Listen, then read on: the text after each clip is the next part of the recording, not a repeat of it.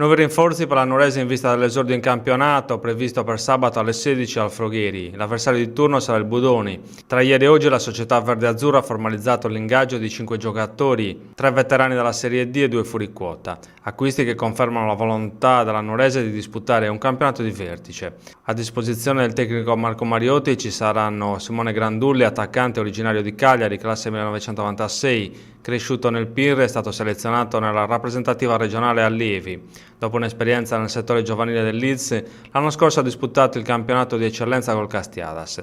In difesa è arrivato il centrale Fabrizio Danese, romano, classe 1995, cresciuto nella Ternana, con esperienze nella primavera del Brescia e in Serie D nel Civitavecchia.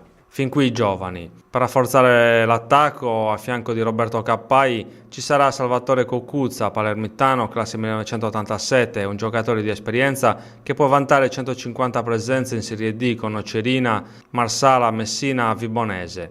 Cocuzza vanta anche 25 presenze in C2 con l'Igea Virtus e 2 in Serie B nel Catanzaro.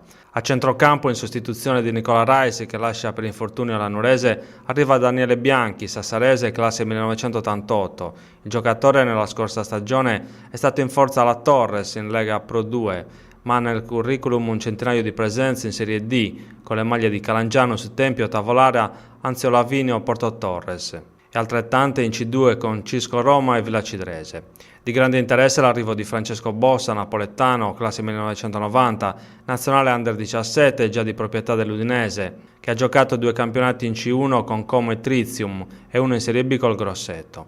In arrivo anche un altro giocatore, il cui acquisto dovrebbe essere formalizzato domani. Ma già così sembra che l'organico possa dirsi pronto per affrontare la Serie D. Sarà poi il campo a dire l'ultima parola, come sempre. Certo, nelle prime uscite la Nuorese, contro avversari di categoria, ha dimostrato di essere all'altezza della situazione. La vittoria sull'Alzacchene e il pareggio con l'Ostiamare sono segnali che la squadra sta procedendo nella giusta direzione.